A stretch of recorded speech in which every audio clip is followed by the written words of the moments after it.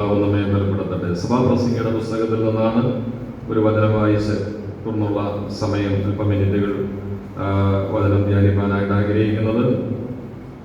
സഭാപ്രസംഗി എഴുതിയ ശലോമോന്റെ സഭാപ്രസംഗി അതിൻ്റെ 5-ാം അധ്യായത്തിൻ്റെ 1 മുതൽ 7 വരെയുള്ള വേദഭാഗങ്ങൾ.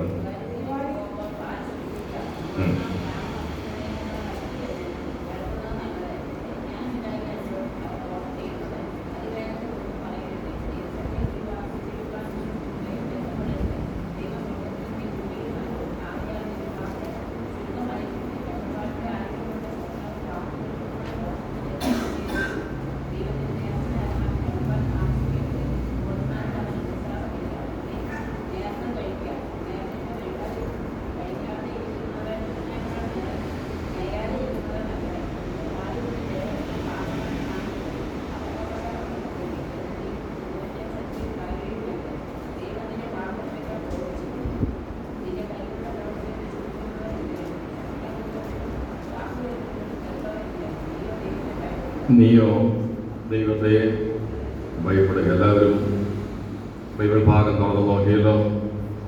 ഞാനിനി ആധുനിക പരിഭാഷ നിങ്ങളെ ഒന്ന് വായിച്ച് കേൾപ്പിക്കാം. നിങ്ങളുടെ ആരുടെയെങ്കിലും കയ്യിൽ ആ ബൈബിൾ കൊണ്ടുവന്നിട്ടുണ്ടെങ്കിൽ അതുകൂടെ ഒന്ന് നോക്കുക.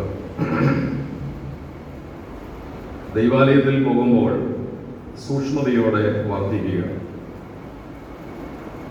അടുത്ത് ചെന്ന് ശ്രദ്ധിച്ച് കേൾക്കുന്നതാണ് വിഡ്ഢിയുടെ യാഗാർപ്പണത്തേക്കായി നല്ലത്. തങ്ങൾ ചെയ്യുന്നത് തിന്മയാണെന്ന് മൂഢന്മാർ അറിയുന്നില്ലല്ലോ. അവിവേകമായി സംസാരിക്കരുത്. ദൈവസന്നിധിയിൽ ഒരു വാക്കും തിടുക്കത്തിൽ പറയരുത്. ദൈവം സ്വർഗത്തിലും നീ ഭൂമിയിലുമാകുന്നുവല്ലോ. അതുകൊണ്ട് നീ മിതഭാഷിയായിരിക്കുക. ആകുലതയേറുമ്പോൾ ദുസ്വപ്നം കാണുന്നു. അതിവാക്ക് മൂഢജൽപ്പനമാകും. ദൈവത്തിനുള്ള നേർച്ച നിറവേറ്റാൻ വൈകരുത്. മൂഢന്മാരിൽ ദൈവം പ്രസാദിക്കുന്നില്ല. നേർന്നത് അനുഷ്ഠിക്കുക. നേർന്നിട്ട് അർപ്പിക്കാതിരിക്കുന്നതിനേക്കാൾ ഭേദം നേരാതിരിക്കുന്നതാണ്. നിന്റെ വാക്കുകൾ നിന്നെ പാപത്തിലേക്ക് നയിക്കാതിരിക്കട്ടെ. അബദ്ധം പറ്റിപ്പോയി എന്ന് ദൂതനോട് പറയുവാൻ ഇടവരരുത്.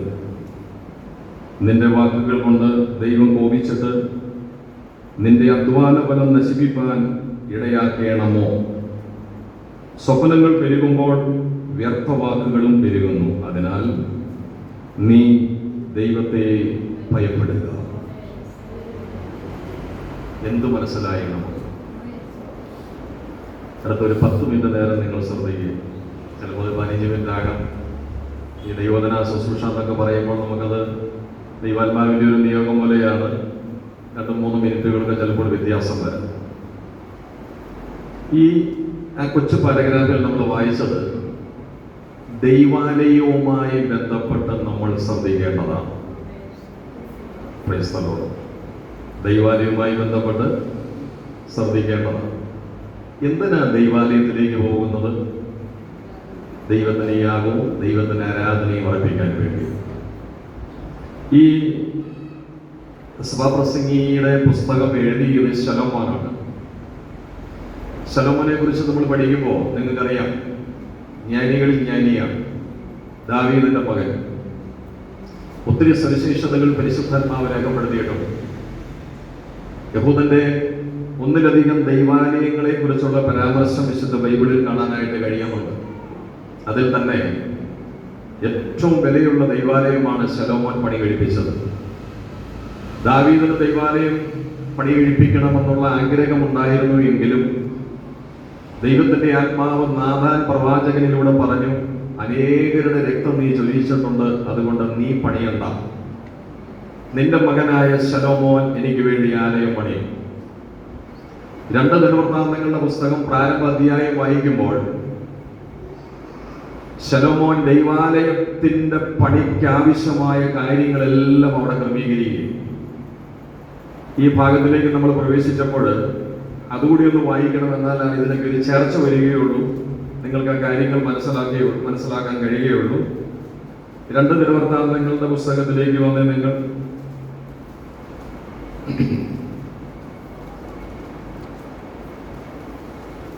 2 ദിനവൃത്താന്തങ്ങളുടെ പുസ്തകം അതിന്റെ 1-ാം അധ്യായത്തിന്റെ 1-ാമത്തെ വാക്യം നോക്കിക്കുകയും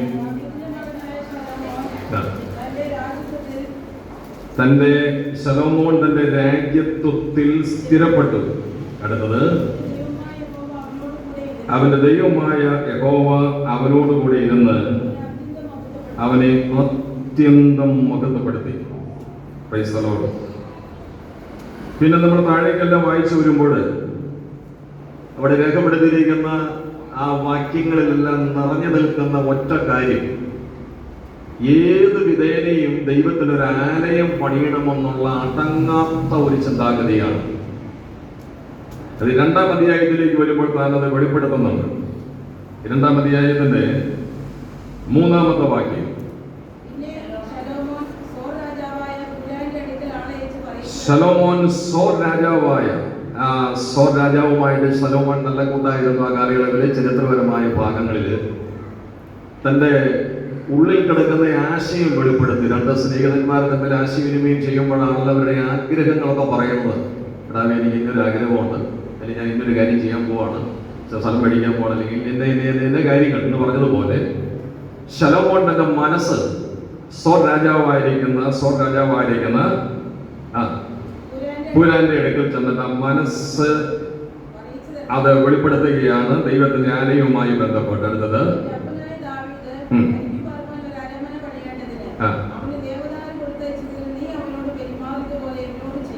എന്റെ അപ്പനോട് കാണിച്ചതുപോലെ, സ്നേഹം കാണിച്ചതുപോലെ എന്നോടും നീ ചെയ്യണം. അടുത്തത്,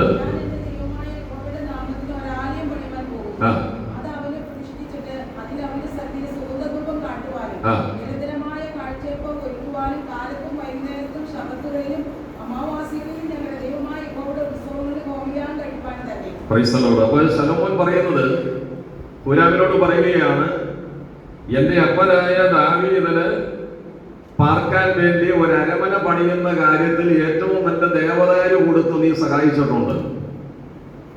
അത് ഞാൻ നന്ദിയോടെ ഓർക്കുന്നു. പക്ഷേ അപ്പൻ പണിത അരമനയെക്കാളും മികച്ച ഒരു അരമന പണിയുവാൻ നീ എന്നെ സഹായിക്കണമെന്നല്ല പറയുന്നത്.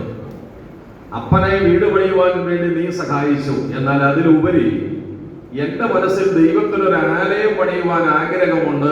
ആലയം പണിയുന്ന കാര്യത്തിൽ നീ എന്നെ സഹായിക്കണം. ആ ആലയം പണിയുമ്പോൾ ആലയത്തിലൂടെ ശലോമോൻ എന്താണ് ഉദ്ദേശിച്ചതെന്ന് അവിടെ രേഖപ്പെടുത്തിയിട്ടുണ്ട്. 4-ാമത്തെ വാക്യത്തിൽ, ഞാൻ എന്റെ ദൈവമായ യഹോവയുടെ നാമത്തിന് ഒരാലയം പണിയുവാനായിട്ട് പോകുന്നു, അത് അവന് പ്രതിഷ്ഠിച്ചിട്ട്, അതായത് സമർപ്പിച്ചിട്ട്, അതിൽ അവന്റെ സന്നദ്ധിയിൽ. അപ്പൊ ആലയത്തിന്റെ ഉള്ളിൽ നടക്കുന്ന കാര്യങ്ങൾ, ആലയത്തിലെ സമർപ്പണ പ്രാർത്ഥനയെ തുടർന്ന് ദൈനംദിനമായി നടക്കുന്ന കാര്യത്തെ കുറിച്ച് പറയുകയാണ്. സുഗന്ധധൂപം കാട്ടുക, ആലയത്തിനകത്ത് സുഗന്ധധൂപം കാട്ടണം. പിന്നെ കാഴ്ചയപ്പം ഒരുക്കണം. ഞാൻ പണിയാൻ പോകുന്ന ആലയത്തിൽ സുഗന്ധധൂപം ഉണ്ടായിരിക്കണം, നിരന്തരമായ കാഴ്ചയപ്പം ഉണ്ടായിരിക്കണം. അടുത്തത്, കാലത്ത് മാത്രമല്ല, വൈകുന്നേരത്ത് മാത്രമല്ല, ശബത്തുകളിൽ മാത്രമല്ല, അമാവാസ്യകളിൽ എല്ലാം ഞങ്ങളുടെ ദൈവമായ യഹോവയുടെ ഉത്സവങ്ങളിലും ആലയത്തിൽ ഹോമയാഗമുണ്ടായിരിക്കണം. ശലോമോന്റെ ആലയത്തോടുള്ള ബന്ധത്തിൽ ശലോമോൻ പ്രതീക്ഷിച്ച, ശലോമോന്റെ ഉള്ളിലുണ്ടായിരുന്ന ഒരാഗ്രഹമാണ് സുഗന്ധധൂപം കാട്ടണം. Praise the Lord. നിരന്തരമായ കാഴ്ചയൊപ്പം ഉണ്ടായിരിക്കണം. അതുപോലെ തന്നെ നിരന്തരമായ ഹോമയാഗം ഉണ്ടായിരിക്കണം. ഈ ഒറ്റ ചിന്തയോടുകൂടെ ദൈവാലയത്തിന്റെ പണിക്ക് വേണ്ടി ബന്ധപ്പെടുന്ന ഒരു ശലോമോനെ കാണാനായിട്ട് കഴിയുന്നുണ്ട്. ഈ ആലയത്തിൽ ഈ വിധ ആരാധന മനോഭാവവും വരാൻ കാരണം എന്താണെന്നറിയാമോ? അടുത്ത വാക്യങ്ങൾ വായിക്കുമ്പോഴുണ്ട്. 5ഉം 6ഉം വാക്യങ്ങൾ വായിക്കുമ്പോൾ, 5-ാമത്തെ വാക്യം വായിച്ചേ. കണ്ടോ? സോർ രാജാവിനോട് പറയുകയാണ്, ഞങ്ങളുടെ ദൈവം സകല ദേവന്മാരെക്കാളും വലിയവനാണ്. ഒന്ന് കരമോർത്ത് കർത്താവിന് സ്തോത്രം ചെയ്യാമോ? ഇതാണ് നമ്മുടെ പ്രത്യേകത. സോർ രാജാവുമായിട്ട് തനിക്ക് കൂട്ടുണ്ട്. അപ്പൻ അരമന പണിയാനായിട്ട് ദേവദാനം കൊടുത്ത നല്ല ഒരു ബന്ധമുണ്ട്. താനും ദൈവാലയത്തിന്റെ കാര്യത്തിന് വേണ്ടി സ്വരാജാവിനെ സമീപിക്കുന്നുണ്ട്. ഇന്ന കാര്യങ്ങൾ വേണമെന്ന് അവിടെ പറയുന്നുണ്ട്. ശലോമോൻ ഒരു ലിസ്റ്റ് തയ്യാറാക്കി ഈ ഹൂരാമിന് കൊടുക്കുന്നുണ്ട്. അതെല്ലാം ഒന്നും ഹൂരാം തള്ളിക്കളയാതെ എല്ലാം ചെയ്തു കൊടുക്കുന്നുണ്ട്. പക്ഷേ ആത്മീയ കാഴ്ചപ്പാടിൽ സ്വരാജാവിന്റെ മനോഭാവമല്ല. ശലോമോൻ പറയുന്ന ഒരു കാര്യം ഇതാണ്: ഞങ്ങൾക്കൊരു ദൈവമുണ്ട്, ഞങ്ങളുടെ ദൈവം എല്ലാ ദേവന്മാരെക്കാളും വലിയവനാണ്. ഇന്ന് ആരാധനാലയത്തിൽ വന്നിരിക്കുന്ന മുഴുവൻ ദൈവമക്കളും ഓർക്കുക, എല്ലാ ദൈവത്തെക്കാളും വലിയ ദൈവമാണ് നമ്മുടെ ദൈവം. ഈ ദൈവം നമ്മുടെ രക്ഷയുടെ പാറയാണ്. നന്ദിയോടെ കർത്താവിനെ സ്തോത്രം ചെയ്യുന്നു. ഈ വിധ ചിന്തയോടുകൂടിയാണ് ശലോമോൻ ദൈവാലയം പണിതത്. ഇനി ശലോമോൻ പണിത ആലയത്തിന്റെ പ്രത്യേകതകൾ പരിശുദ്ധാത്മാവ് വീണ്ടും രേഖപ്പെടുത്തിയിട്ടുണ്ട്. ഞാൻ അതിൽ ഒരു വേദഭാഗം കൂടെ നിങ്ങളെ വായിച്ച് കേൾപ്പിച്ചിട്ട് സഭാപ്രസംഗിലേക്ക് വന്ന് സമയത്ത് എൻ്റെ വാക്കുകൾ ഞാൻ അവസാനിപ്പിക്കാം. അതിൻ്റെ തന്നെ 5-ാം അധ്യായത്തിലേക്ക് വന്ന് 2 ദിനവൃത്താന്തങ്ങൾ 5-ാം അധ്യായം 4-ാം അധ്യായം വരെ. 2-ാം അധ്യായത്തിൽ നമ്മൾ കണ്ടല്ലോ, രാജാവായ ഹൂരാമിനോട് ആലയം പണിയുവാൻ ആവശ്യമായ സാധന സാമഗ്രികൾ ലിസ്റ്റ് തയ്യാറാക്കി കൊടുക്കുകയും 2-ാം അധ്യായം 3-ാം അധ്യായം 4-ാം അധ്യായം ആ ഭാഗങ്ങളിലെല്ലാം കിടക്കുന്നത് ആലയ നിർമ്മാണത്തിനാവശ്യമായ കാര്യങ്ങളൊക്കെ അവിടെ കൊണ്ടുവരികയും ആലയം മനോഹരമായ രീതിയിൽ പണി കഴിപ്പിക്കപ്പെടുന്നു. 5-ാം അധ്യായത്തിന്റെ 1-ാമത്തെ വാക്യം ഇങ്ങനെ: ശലോമോൻ യഹോവയുടെ ആലയത്തിന് വേണ്ടി ചെയ്ത പണിയൊക്കെയും തീർന്നു. പിന്നെ ശലോമോൻ തന്റെ അപ്പനായ ദാവീദ് വസ്തുക്കളായ വെള്ളി, പൊന്ന്, ഉപകരണങ്ങൾ ഒക്കെയും കൊണ്ടുവന്നു ദൈവാലയത്തിന്റെ ഭണ്ഡാരത്തിൽ വെച്ചു. ഉദ്ദേശിച്ചതുപോലെ തന്നെ ആലയ പണി പൂർത്തീകരിച്ച് ആലയത്തിന്റെ സമർപ്പണ പ്രാർത്ഥനയാണ് 5-ാം അധ്യായം വായിക്കുമ്പോൾ ദൈവത്തിന്റെ ആത്മാവ് രേഖപ്പെടുത്തിയിരിക്കുന്നത്. കർത്താവിന് സ്തോത്രം. ഞാൻ ദൈവവചന ഭാഗത്തുനിന്ന് എൻ്റെ ഹൃദയത്തിൽ ദൈവത്തിന്റെ ആത്മാവ് കൊണ്ടുവന്ന ഇനി സഭാപ്രസംഗിയിലേക്ക് തന്നെ നിങ്ങൾ മടങ്ങി വരിക. അവിടെ വായിച്ച വേദഭാഗം ശലോമോൻ എഴുതിയതാണ്. സഭാപ്രസംഗി ദൈവാലയം, ആരാധന, അതുപോലെ തന്നെ ദൈവാലയത്തിന്റെ ഉള്ളിൽ നടക്കേണ്ട യാഗങ്ങൾ, വഴിപാടുകൾ സാധാരണ രാജാവിനേക്കാളും അമിത പ്രാധാന്യതയോടുകൂടെയാണ് ശലോമോൻ ഇതിനെല്ലാം മുൻതൂക്കം കൊടുത്തതെന്ന് നമുക്ക് കാണാൻ കഴിയുന്നുണ്ട്. Price the Lord. കാലങ്ങൾ കഴിഞ്ഞപ്പോൾ സഭാപ്രസംഗിയിലൂടെ പൊതു ആളുകളോടായിട്ട്, ദൈവമക്കളോടായിട്ട്, സകല ആളുകളോടായിട്ട് താൻ സംസാരിച്ചതാണ് സഭാപ്രസംഗി 5-ാം അധ്യായത്തിൽ ദൈവത്തിന്റെ ആത്മാവ് രേഖപ്പെടുത്തിയിരിക്കുന്നത്. ആ 5-ാം അധ്യായത്തിന്റെ 1 മുതൽ 7 വരെയുള്ള വേദഭാഗങ്ങൾ വായിക്കുമ്പോൾ ദൈവത്തെ ആരാധിപ്പാനും ദൈവസാന്നിധ്യം അനുഭവിപ്പാനും ആരാധനാലയങ്ങളിലേക്ക് ചെല്ലുന്ന ദൈവമക്കൾ അറിഞ്ഞിരിക്കേണ്ട അതിപ്രധാനമായ കാര്യങ്ങൾ നമുക്ക് കാണാൻ കഴിയുന്നുണ്ട്. ദൈവത്തിന് സ്തോത്രം. ഇന്ന് നാം ഈ ആരാധനാലയത്തിൽ ദൈവസാന്നിധ്യം അനുഭവിച്ച് ദൈവത്തെ ആരാധിപ്പാനായിട്ട് വന്നവരാണ്. നാം വന്ന സമയം മുതൽ പരിശുദ്ധാത്മാവ് നമ്മോട് സംസാരിച്ചു കൊണ്ടിരിക്കുകയാണ്. ഇവിടെ പാട്ട് നടന്നു, നമ്മൾ പാടി കർത്താവിന് കൊടുക്കേണ്ട മഹത്വം കൊടുത്തു. ഇവിടെ നമ്മൾ പ്രാർത്ഥിച്ചു, ദൈവ സാന്നിധ്യം നമുക്ക് അനുഭവിപ്പാനിടയായി തീർന്നു. ദാസ് ഭാഷയിലൂടെ ദീർഘസമയം പരിശുദ്ധാത്മാവ് ഹൃദ്യമായി നമ്മോട് സംസാരിച്ചു. ആ സംസാരിച്ച വചനങ്ങളെല്ലാം ഹൃദയംഗമായി നാം ഏറ്റെടുത്ത് ആത്മാവിൽ നമ്മൾ ബലപ്പെട്ടിരിക്കുകയാണ്. കർത്താവിന് സ്തോത്രം. ഇതെല്ലാം ചേർത്തുകൊണ്ട് നമ്മൾ ഓർക്കുക, ആരാധനാലയത്തിൽ എത്രമാത്രം നന്ദിയുള്ള ഹൃദയത്തോടെ നാം നമ്മെ തന്നെ വിധേയപ്പെടുത്തുമോ അവിടെ വ്യാപരിക്കുന്ന ഒരു ദൈവശക്തിയുടെ വ്യാപാരം കാണുവാനായിട്ട് കഴിയുന്നുണ്ട്. ഇനി നിങ്ങൾ നോക്കിക്കേ, വായിച്ച 5-ാം അധ്യായത്തിന്റെ സഭാപ്രസംഗി 5-ാം അധ്യായത്തിന്റെ 1 മുതലുള്ള 7 വരെയുള്ള വേദഭാഗങ്ങൾ വായിച്ചല്ലോ. ഞാൻ ഈ ആധുനിക പരിഭാഷയിൽ നിന്ന് വായിച്ചല്ലോ. നമ്മൾ സാധാരണ വായിച്ച് ധ്യാനിക്കുന്നതിൽ ആലയത്തിലേക്ക് പോകുമ്പോൾ കാലിന്റെ കാര്യമാണ് പറഞ്ഞിരിക്കുന്നത്. എന്ന് പറഞ്ഞാൽ കാൽ കാണിക്കുന്നത് മനുഷ്യന്റെ നടപ്പ്. ഇവിടെ ആധുനിക ഭാഷയിൽ കൊടുത്തിരിക്കുന്നത് ദൈവാലയത്തിലേക്ക് പോകുമ്പോൾ സൂക്ഷ്മതയോടുകൂടെ പ്രവർത്തിക്കുക. അപ്പോൾ ആരാധനാലയത്തിലേക്ക് പോകുമ്പോൾ അതീവ ശ്രദ്ധയോടുകൂടെ വേണം പോകുവാനായിട്ട്. സൂക്ഷ്മത. വണ്ടി ഓടിക്കുമ്പോൾ നമ്മൾ സാധാരണ പിള്ളേരോട് പറയാറില്ലേ, മോനെ സൂക്ഷിച്ചു പോകണം. ജോലി ചെയ്യുമ്പോൾ, ഏത് കാര്യങ്ങൾ ചെയ്യുമ്പോഴും എന്താണെന്നറിയാമോ, നന്മയും തിന്മയുമായി ബന്ധപ്പെട്ട ഒത്തിരി കാര്യങ്ങൾ അവിടെ കാണുവാനായിട്ട് കഴിയുന്നുണ്ട്.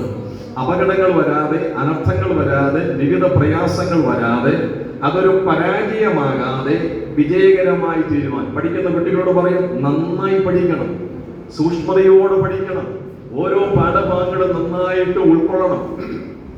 വെറുതെ കുറെ നേരം പഠിച്ചു, വെറുതെ പോയി പരീക്ഷ എഴുതി തോറ്റു തുന്നം പാടി മടങ്ങി വരുവാൻ വേണ്ടിയിട്ടല്ല. സൂക്ഷ്മതയോടെ പഠിച്ചാൽ ഏറ്റവും നല്ല നിലയിൽ ചെല്ലാനിടയായി തീരും.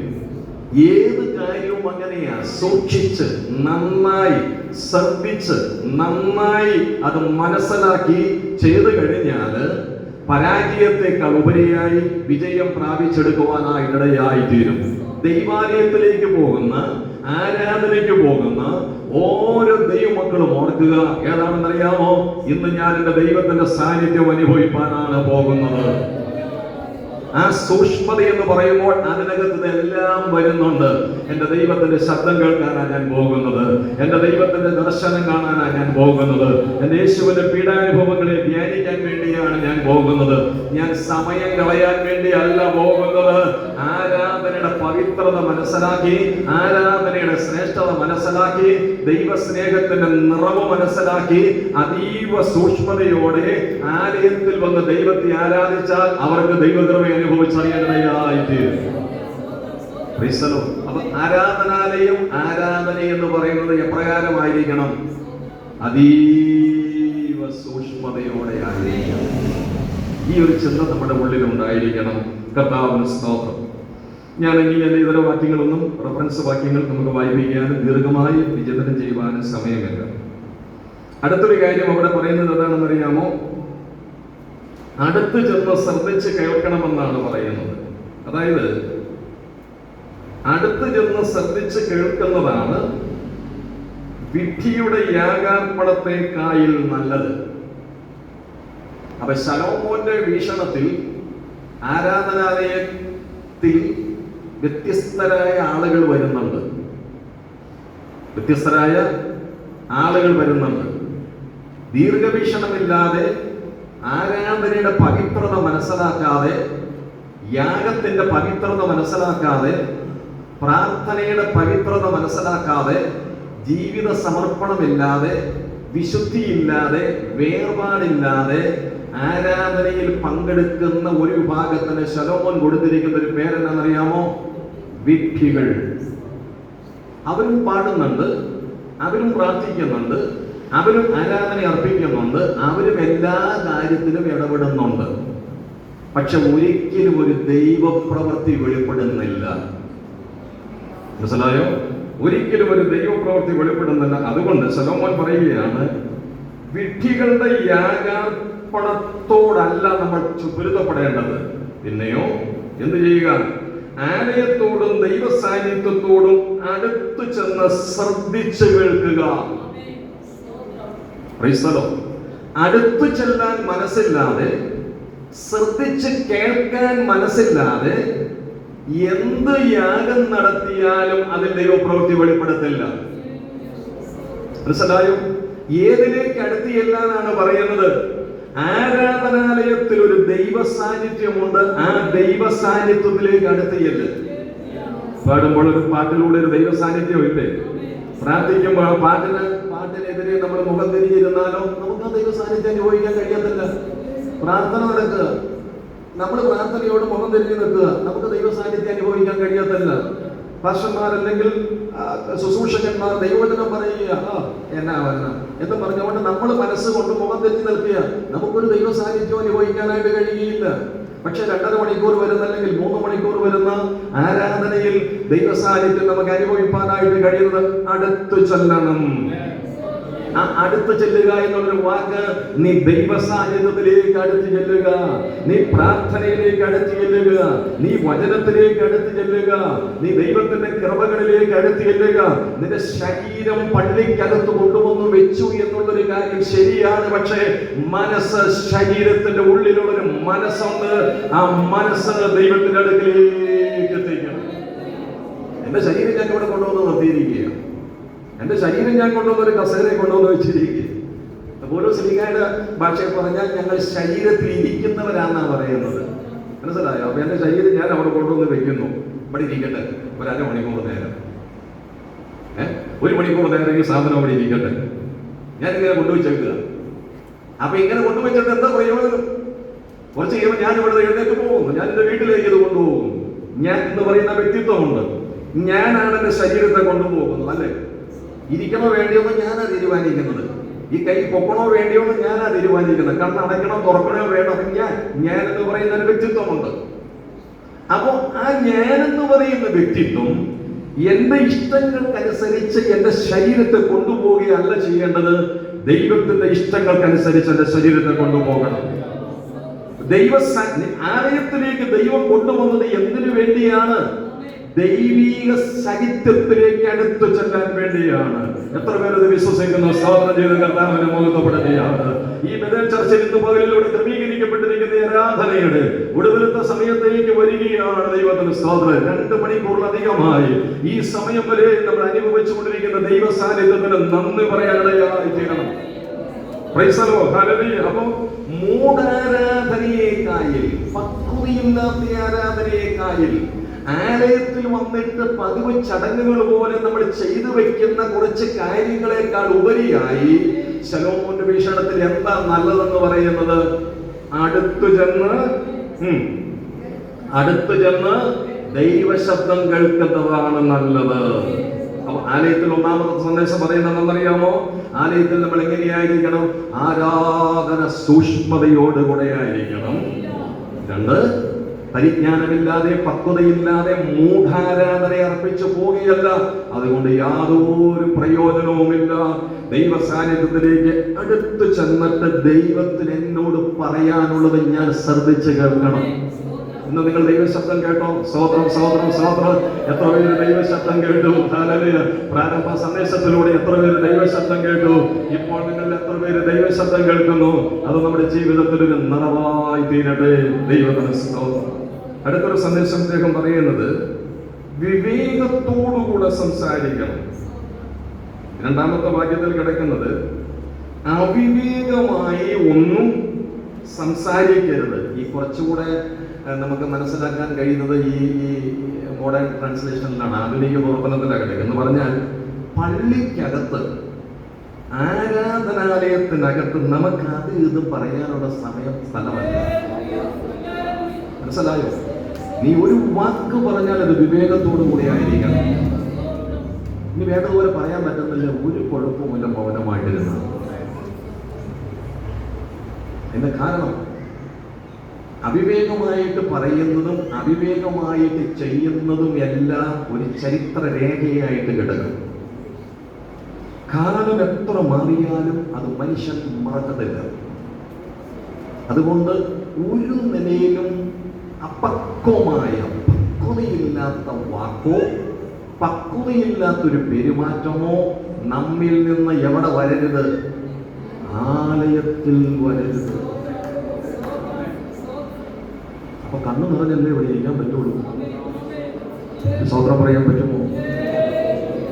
അതുകൊണ്ട് കത്തോലിക്കരുടെ ധ്യാനം നിങ്ങൾ കണ്ടിട്ടുണ്ടോ? ശാലിൻ ടി വി ഒക്കെ ഫോൺ ചെയ്ത് നോക്ക്. 2 കണ്ണിൽ നിന്ന് മോട്ടറടിക്കുന്ന പോലെയാണ് പോകുന്നത്. കത്തോലിക്കരുടെ ധ്യാനത്തില് 2 കണ്ണിൽ നിന്ന് കുട്ടുകുടാന്ന് പറഞ്ഞ വീഴുന്നത്. അവരുടെ ആ ഭക്തി, അവരുടെ വിശ്വാസം അനുസരിച്ച് നമുക്കൊക്കെ കണ്ണു പറയുന്നുണ്ടോ? ആരാധനാലയത്തിൽ വന്നിട്ട് നമ്മുടെ കണ്ണു പറയുന്നുണ്ടോ? എന്തിനാ നമ്മുടെ കണ്ണു പറയാതെ? നമ്മേക്കാൾ മികച്ചവനായിരിക്കുന്ന നമ്മുടെ ദൈവത്തിന്റെ സാന്നിധ്യം അനുഭവിക്കുമ്പോൾ നമ്മുടെ കണ്ണു നിറയും. ബഹുമാനം കൊണ്ട് നമ്മുടെ കണ്ണു നിറയും. ആദരവ് കൊണ്ട് നമ്മുടെ കണ്ണു നിറയും. ആ സ്നേഹത്തിന്റെ ആഴങ്ങൾ ഓർക്കുമ്പോൾ നമ്മുടെ കണ്ണു നിറയും. ദൈവത്തിന്റെ സ്തോത്രം. അതുകൊണ്ട് നമ്മുടെ വാക്കുകൾ, നമ്മുടെ പെരുമാറ്റം എന്തിന്റെ അടിസ്ഥാനത്തിലായിരിക്കണം? വിവേകമായിരിക്കണം. അതിന്റെ കാരണം പ്രാപിച്ച ദൈവത്തിന്റെ പരിശുദ്ധാത്മാവ് ജ്ഞാനത്തിന്റെയും വിവേകത്തിന്റെയും ആത്മാവാണ്, അല്ലേ? പരിശുദ്ധാത്മാവിനാലല്ലേ നമ്മൾ രക്ഷിക്കപ്പെട്ടത്? പരിശുദ്ധാത്മാവിന്റെ സഹായത്താലല്ലേ ദൈവസഭയിൽ നമ്മൾ വന്നത്? അതുകൊണ്ട് എല്ലാ പ്രിയപ്പെട്ടവരും ഓർത്തോളുക, ആലയത്തിനകത്തുള്ള നമ്മുടെ പെരുമാറ്റം എങ്ങനെയായിരിക്കണം? പറഞ്ഞേ വിവേകത്തോടെ. നമ്മുടെ വാക്കുകൾ നമുക്ക് പൊരുത്തപ്പെടാൻ പറ്റാത്തത് കാണുമായിരിക്കാം. പല മതങ്ങളിൽ നിന്നും, പല സംസ്കാരങ്ങളിൽ നിന്നും, പല വിദ്യാഭ്യാസ രീതികളിൽ നിന്നും പല കുടുംബങ്ങളിൽ നിന്നും പല പിതാക്കന്മാർക്കായി ജനിച്ചു വളർത്തപ്പെട്ട വ്യത്യസ്ത മതങ്ങൾ, വ്യത്യസ്ത ഭാഷകൾ, വ്യത്യസ്ത ജീവിത രീതികൾ, നമ്മളെക്കാളും അറിവുള്ളവർ, നമ്മളെക്കാളും അറിവ് കുറഞ്ഞവർ, നമ്മുടെ നിലവാരത്തോടെല്ലാം വ്യത്യസ്തരായ വ്യത്യസ്ത സാഹചര്യങ്ങളിൽ പെട്ടിരിക്കുന്ന ആളുകളാണ് എവിടെ വരുന്നത്? ആലയത്തിൽ, പള്ളിയിൽ വരുന്നത് അല്ലെ? അമ്പലങ്ങളിൽ, എല്ലാ ആരാധനാലയത്തിലും അങ്ങനെയാണ്. ദൈവത്തിന് സ്തോത്രം. ഒരു ഓഫീസ് എടുത്താലോ ഈക്വൽ സ്റ്റാറ്റസ്, എല്ലായിടത്തും അങ്ങനെയാണ്. ഒരു ബാങ്കിൽ ചെന്ന് എല്ലാ ജോലിക്കാരും ഒരുപോലെ, ഏത് സ്ഥാപനങ്ങളെടുത്ത്. പക്ഷേ വ്യത്യസ്തതകൾ പലതുള്ളതെന്ന് പറയുന്നത് ഏത് മതമായാലും മതങ്ങളുടെ ആരാധനാലയങ്ങളിലാണ്.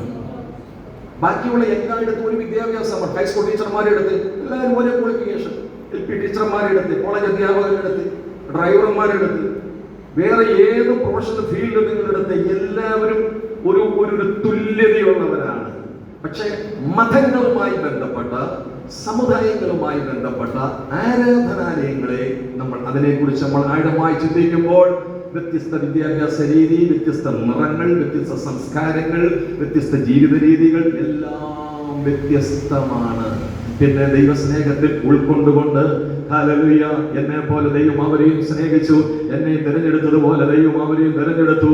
ഒരപ്പത്തിന്റെ അവകാശികളും ഒരു പാനപാത്രത്തിന്റെ ഓഹരിക്കാരുമായി ദൈവസ്നേഹത്തിലാണ് പോകുന്നത്. ഒന്ന് കരമർത്തി കർത്താവിന് സ്തോത്രം ചെയ്യുവാൻ കഴിയുമോ? ആലയം പക്വതയില്ലാതെ പെരുമാറരുത്, ആലയം പക്വതയോടുകൂടെ പെരുമാറണം. അടുത്ത് പറഞ്ഞിരിക്കുന്ന രണ്ട് കാര്യം കൂടി അവിടെയുണ്ട്. നേർന്നത് നിവർത്തിക്കണമെന്നാണ് പറയുന്നത്. ആവേശം കൊണ്ട് ആളുകൾ തീരുമാനമെടുക്കും. പക്ഷെ കുറച്ച് കഴിയുമ്പോൾ എന്ത് ചെയ്യും? ആവേശം മാറിപ്പോകും, തീരുമാനം മാറിപ്പോകും. ദൈവസന്നിധിയിലെടുത്ത ഓരോ തീരുമാനങ്ങൾ ആരാധനാലയത്തിലേക്ക് വരുമ്പോൾ എനിക്കത് നിവർത്തിക്കാനായിട്ട് കഴിഞ്ഞിട്ടുണ്ടോ എന്ന് ആഴമായ ഒരു ശോധന വരുത്തുകയും ദൈവസന്നിധിയിൽ എടുത്തിരിക്കുന്ന ഓരോ തീരുമാനങ്ങളും അതിവേഗം നമ്മൾ നടപ്പിലാക്കുകയും ചെയ്യണം.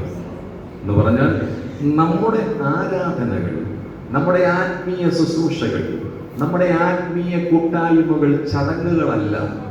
സ്തോത്രം. ദൈവസന്നിധിയിലെടുത്ത തീരുമാനങ്ങൾ നടപ്പിലാക്കാൻ നമ്മെ ബലപ്പെടുത്തുന്നതാണ്, നമ്മെ സഹായിക്കുന്നതാണ് എന്നൊരു ചിന്ത അവിടെ കാണാൻ കഴിയുന്നുണ്ട്. ഏറ്റവും ഒടുവിൽ പാരഗ്രാഫ് അവസാനിപ്പിക്കുന്നത് എങ്ങനെയാണെന്നറിയാമോ? എന്താണ് ഏറ്റവും ഒടുവിൽ പാരഗ്രാഫ് അവസാനിപ്പിക്കുന്ന 7ാമത്തെ വാക്യത്തിന്റെ ഒടുവിലെത്തിയ സെന്റൻസ് നിങ്ങൾ നോക്കിക്കേ. നീയോ ദൈവത്തെ ഭയപ്പെടുക. അപ്പൊ ആലയത്തിന്റെ പേര് പറഞ്ഞ് തുടങ്ങിയിട്ട് ഒടുവിൽ എന്താ പറയുന്നത് എന്ന് പറഞ്ഞാൽ അവിടെ നിറഞ്ഞു നിൽക്കുന്ന കാര്യം എന്താണെന്നറിയാമോ? ആരാധനയിൽ ഭയത്തോടുകൂടെ വേണം ദൈവത്തെ ആരാധിപ്പാൻ. 2ാം സങ്കീർത്തനത്തിലെ വാക്യം നിങ്ങളൊന്ന് കാണപ്പെട ഓർത്തെ. ഭയത്തോടെ യഹോവേ വിറയലോടെ ഘോഷിച്ചുല്ലസിപ്പീൻ, നിങ്ങൾ വഴിയിൽ വെച്ച് നശിക്കാതിരിപ്പാൻ പുത്രനേ ഒരിക്കൽ കൂടെ കരമരുന്ന് കർത്താവിന് സ്തോത്രം ചെയ്യുക.